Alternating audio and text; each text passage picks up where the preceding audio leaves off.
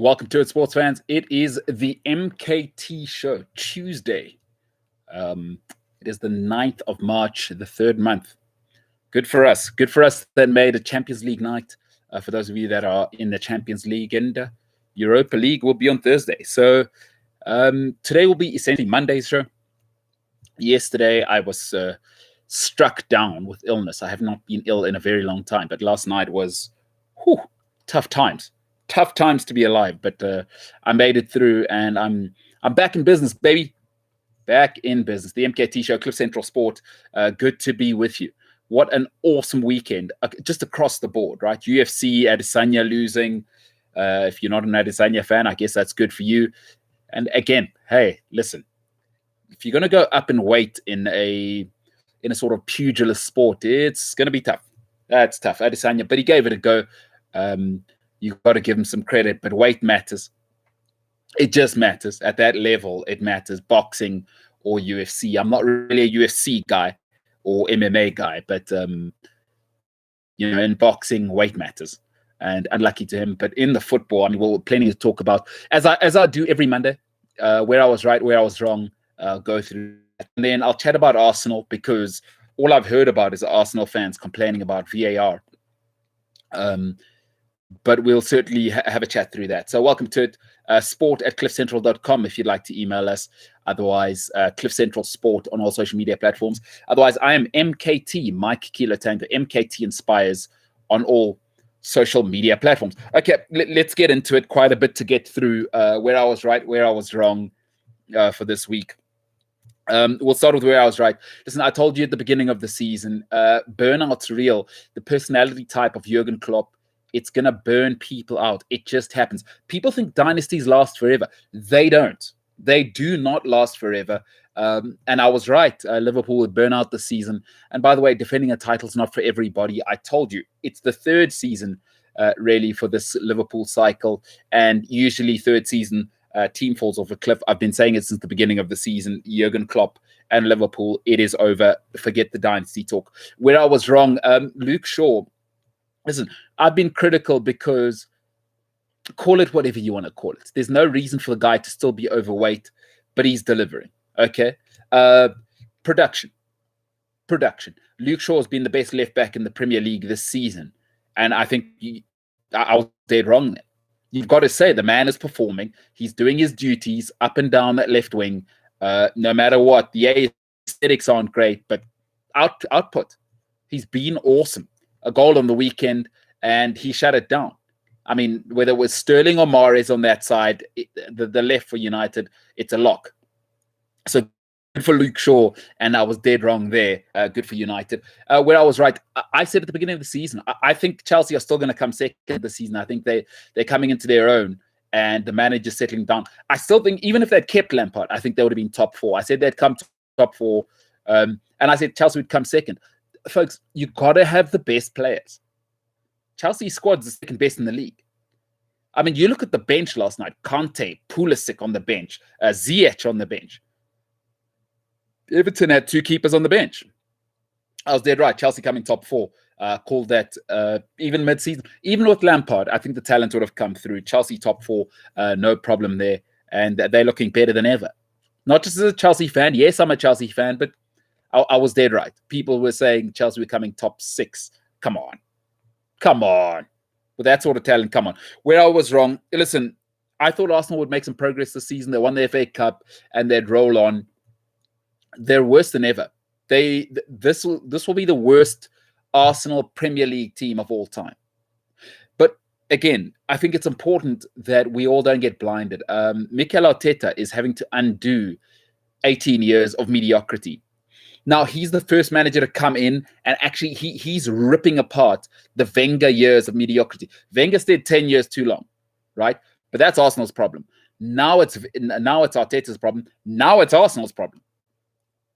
When you try and undo 18 years of bad habits, of accepting mediocrity, this is what happens, right? There's too many bad contracts on the books. Bad decisions have been made. And by the way, Mikel Arteta has to do two things. The playing staff's awful, but the administration's even worse. So what he has to do is he has to fix both sides. You don't just fix that overnight. And culture is impossible. It is impossible to fix overnight. It's going to take some time. I've said 3 to 5 years to turn this thing around. Expect 5 years probably to be that turnaround program for Arsenal to get back in the top 6. Forget about top 4. Listen, in order to get in the top 4 now, to get in the top 5, you're going to have to be better than Everton in the next 2-3 years. Forget it. They got Carlo Ancelotti. You're not better than Everton, right? Liverpool downside, I think they'll get rid of Jurgen Klopp, which is the right move at the end of the season. Probably get rid of Mo Salah, get rid of a few. Liverpool are the 4th best team in the UK. And then what? Then you got Everton, and then you got to get past Mourinho, Bale, Son. Come on, there's no way. Top 6 in the next 5 years would be an achievement for Arsenal. It's a disaster. I was wrong. I thought they'd progress this season. They have gone backwards. Where I was right, I said at the beginning of the season, I said Gareth Bale will be the best player, the biggest superstar in the Premier League. I still believe that. I don't think he's had his run. I think once the injuries abate, you've seen what he is, right? I was right. Bale's still class. Class is permanent. He's still unbelievable. Put him in the team. Him and Son are going to be unstoppable. If Bale can play the last 10 games of the season, Spurs are making top 5, top 6, maybe even top 4. They're only 5 points off the top 4.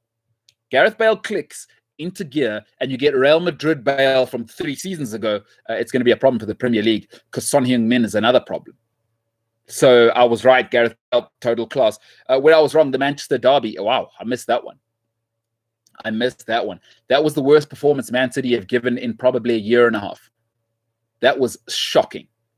And they couldn't break down United. United played 6 at the back. Please, let's not pretend Man United all of a sudden were prime Barcelona. It worked, though. Counter-attacking football. They played Fred and McTominay in front of the back 4, and they were unbreakable. Unbreakable. I don't know what Gabriel Jesus was doing on the tackle, but from there, it was no good from Man City. It was so uncharacteristic. There was no energy. There was no ball move. But United, give credit where it's due. Right? Do what you must. Got a great record against City, especially against Pep, especially at Man City. So great job, Man United. And I called the Manchester derby completely wrong. Where I was right, look, India at home are unbeatable. And there's an element of it which is unsavory. Because, listen, nobody can play on those pitches. And I get it. We can all play ourselves. But even more so now in these times, especially with COVID, but especially with T20 cricket where there's no tours, right? Because what you really need is 4 or 5 games, especially in those conditions. Because those are extraordinary conditions. Not only is it 40 degrees half the time, 100% humidity, but then the pitch is a dust bowl from the very first ball, right? They're opening with a spinner. Does not take away from Patel and what they're doing and Darwan. Right? Okay, they are brilliant. But it is a little bit unsavory because nobody can play in those conditions. Outside of, I mean, listen, Indian players grow up on those pitches.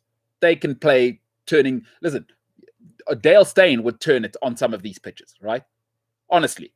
Like Alan Donald would be turning it on some of these pitches. It's ridiculous to me. Okay, fine. It's a skill. Listen, when you're at home, don't hate the player, hate the game. Fair enough. But you can't have a 2-day test match. It's no good.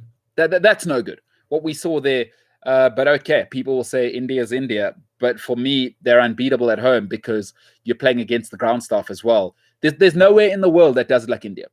I guess that's what makes that great Australian side special. They went to India and won. And remember, the Proteas went to India and drew. Come on. But is this what we're in for now? You go to India, it's this. But okay, home ground advantage. If you're a cricket fan like me, I don't love it. But 3-1 India, congratulations to them and the ground staff. Where I was wrong, Brendan Rodgers and Leicester are a real team, right? They're going to be top 4. They are a problem. And they're doing it now without 2 of their guys. Right? Without Madison, they are real. That is a real football club now. That is a real team. And they will spend, by the way. Leicester are aggressive. And I tell you what's great about them, right? Their recruitment is unbelievable. Listen, they lost Chilwell, right? Got Castagna for nothing. Unbelievable replacement. He might even be better than Chilwell, right? They sold Maguire for a world record fee. They got Soyuncu.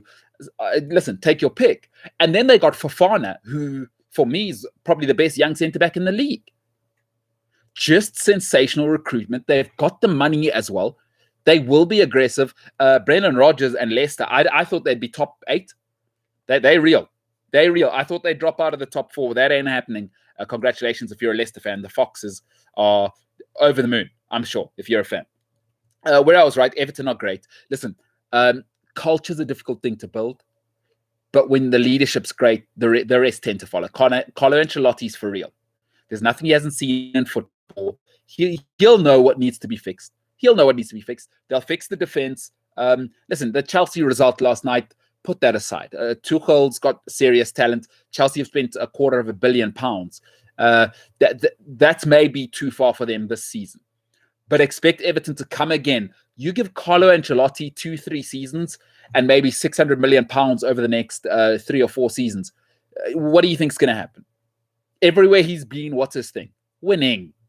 He wins. That's what he does. I was dead right. I said it. I said Carlo will be probably top 4, top 6 this season. And it's his first real season. So expect Everton to be a real problem. They're going to be great. And they're going to be a problem, by the way. Because Carlo Ancelotti is real. The money is real. Everton are moving to a new stadium. So please don't expect them to go anywhere. Lastly, where I was wrong, Jesse Lingard has been unbelievable at West Ham. Where's this Jesse Lingard been? So listen, for some people, you remember Ben Foster, the keeper, he went to Watford and they said, why'd you leave Man United? And he was the next guy, I think, after Edwin van der Sar, before they got De Gea. They were going to go to Ben Foster. And Ben Foster said, I want to enjoy my football. So, at the top end, it's not always about enjoyment. It's about winning, right? And winning's not for everybody. Winning's not a pleasurable thing, right? When outcomes are put over sort of the process, it's not so fun. Some people's personalities aren't for that. Lingard likes to have fun, social media, probably not a United guy. But at West Ham, expectations are slightly lower. We're blowing bubbles, of course, famous for the Champagne Football, where that song comes from, if you don't know. Lingard's perfect. Like London lifestyle. Lingard likes that. He's got his own fashion label. West Ham, slightly lower expectations. You can go and express yourself. And here we are. So I was wrong. Listen, I said Jesse Lingard, not for me. But then again, I'm thinking about winning and not somebody who can get out and express themselves. Congratulations to West Ham and congratulations to Jesse Lingard because he's been sensational. Listen, he may win West Ham's player of the season, maybe Souček, and he's been there half a season. Jay Links, shout out to you. Shout out to Jesse Lingard and shout out to the Irons. Because that's a serious move, and I was dead wrong. I thought Lingard's career was over, I'll be honest with you. I thought he'd be going to the championship, but I was wrong. Happy to say. Yeah, that's where I was right. That is where I was wrong. Hey, if you're a West Ham fan, top 6 is on. I don't think they've quite got the depth to survive. Listen, from here now, it gets ugly. Right, because now the games are back to back. There's fatigue. If Souček gets injured, who comes in? We've seen them without Mikel Antonio up front. That gets ugly. But the Hammers that's top 6. They'll be top 6. Top 6, top 8. If Mikel Antonio stays fit and Jesse Lingard, who's fresh, by the way, he hasn't played for 18 months. So he'll play right through till the end of the season.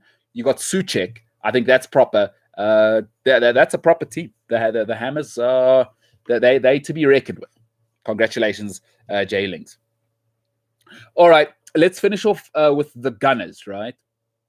Because all I'm hearing about and reading and on the digital platforms and on traditional media, VAR cheated Arsenal. Eric Peters was a handball. That's why Arsenal lost. What's wrong with the refs? In life, we all have these people. And by the way, you might know this person. I think we all know that person where it's always someone else's fault, right? It's always someone else's fault, right? Well, what happened? Why did you break up with someone? Like, why did you lose your job, right? Why are you always stressed? Why is it? We all know somebody where there's always drama around them, and it's always. Isn't it funny the people who always have drama? It's always someone else's fault. Funny that, very, very funny that. We all know the victim. We all know it's always someone else's fault. Listen, Arsenal should have been out of sight at half-time. Bukayo Saka's miss is unforgivable. They should have been out. It should have been, what, 3-1 at halftime? The Xhaka goal's ridiculous. That's nobody else's fault. That's on Leno. That's on Xhaka, right? That's not Burnley's fault. Chris Wood had no clue what was going on there. I don't know what Leno's doing in that tight corridor, giving it to Xhaka in there. But even more so, I don't know what Xhaka is doing. So that's not on anybody else. That's another thing that's not on anybody else. And then you go and miss 3 sitters. Right? Don't give me the VAR is against Arsenal, please. Do me a favor.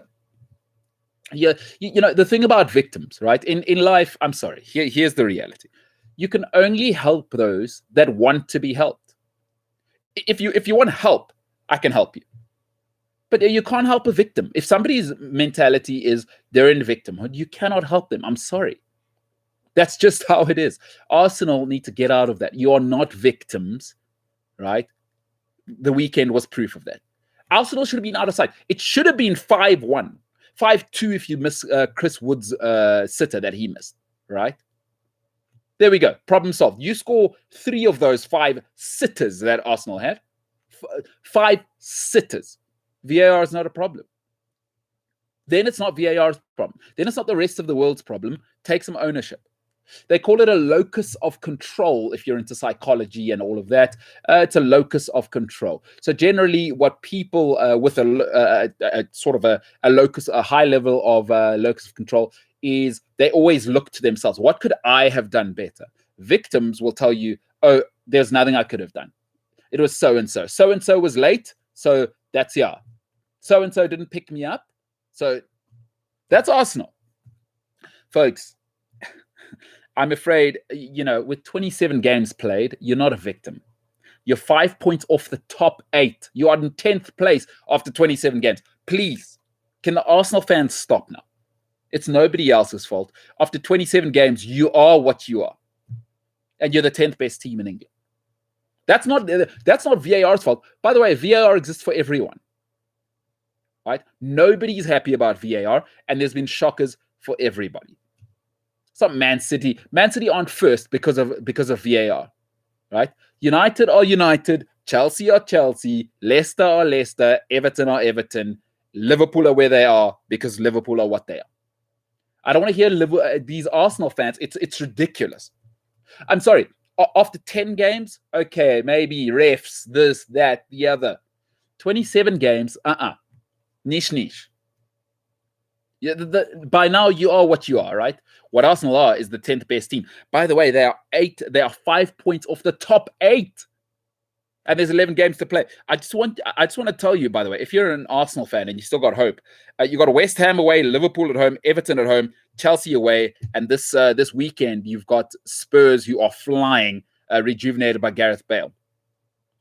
So listen, with 11 games to play, that's what's that? 1, 2, 3, 4, 5 games that I don't think you can win. So that leaves you 6 games to make up a 5-point gap to the top 8. That's not VAR's fault. You are 5 points off the top 8. It's like Arsenal Football Club. And then I'm to hear it's the refs. The refs are against Arsenal. It is such malarkey. It's such nonsense. And I've heard enough of it. And I've been saying it for a long time now. You cannot have an institution that is unstable. I don't care how talented you are. You can't go and win at Arsenal right now. Folks, there's a reason you end up with Mikel Arteta as your manager. There's a big reason for that. And Man United, if you're a Man United fan, you've seen what it is. I don't care how talented you are. Where there is institutional instability, you will never flourish. Never. I don't care who you are. I do not care. You could be Elon Musk, right? If the computers don't work, if the roof leaks, You can't do work. Arsenal are a mess. There is no way anybody, no top 6 manager in the world would touch that job. This is why. Folks, they are 5 points off the top 8. Arsenal. And by the way, Wolves aren't far behind them. So, in 10th place, I don't want to hear VAR. You got West Ham still away, Liverpool at home, Everton at home, Chelsea away, and Spurs at home this weekend. What's that going to look like? It's not VAR's fault. You're 10th, 27 games. Do me a favor. Do us all a favor. Come on. And if you're an Arsenal fan, you've got to at some stage accept that you are what you are. And it's not always someone else's fault. I mean, I can't accept those people in my life where, listen, life's not perfect. Business is not perfect. But take some control. Take some responsibility in life. Right? The more we're all grown-ups. The world's hard. Business is hard. Right? Take some responsibility. Don't we all love people in life? If you're married, right? If you're married and your wife keeps telling you the reasons why she's always late to pick up the kids, let's just say. Like, surely that marriage is going to end pretty soon, right? Nobody wants to marry the person who's not solving their problems, especially solving their own problems. I don't want to baby somebody in a relationship. Like Arsenal want to be babied by the Premier League. Well, get the hell out of here. I'm sorry, if you're an Arsenal fan, I do not want to hear about refs ever again.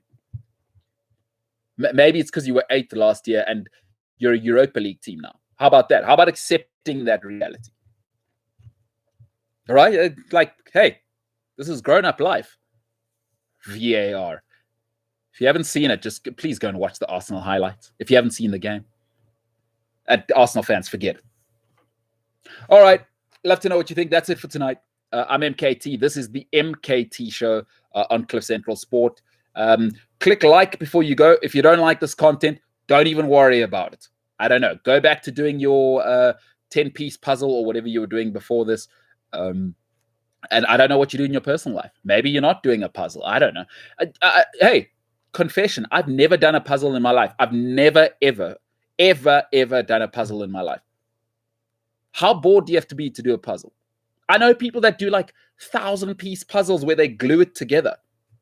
It's like a snore fest. Anyway, if you're doing that before this, and this was your distraction from that, wow, you must really be bored. Anyway, I'm MKT Inspires and also on all social media platforms, Cliff Central Sport. Otherwise, we will be back tomorrow with the MKT Show, of course. And the announcement, by the way, we are moving to midday. I know I had 2 emails on the weekend. We do have some slight delays, so we'll announce that date as it goes. We were hoping for the 15th, but we'll have to push that back. We will announce that via Cliff Central and all of the social media platforms, and I'll make sure to let everybody know. We are moving to midday, 12 to 2, live right here on YouTube and on other platforms. But we will announce that, so please stay patient. And we will let you know. But for tonight, ladies and gentlemen, you could have been anywhere with anybody. You chose to be with us. Thank you so much. I'm MKT. This is Cliff Central Sport. That's Gareth Cliff with superb physical distancing for tonight, ladies and gentlemen. We are the hell out of here.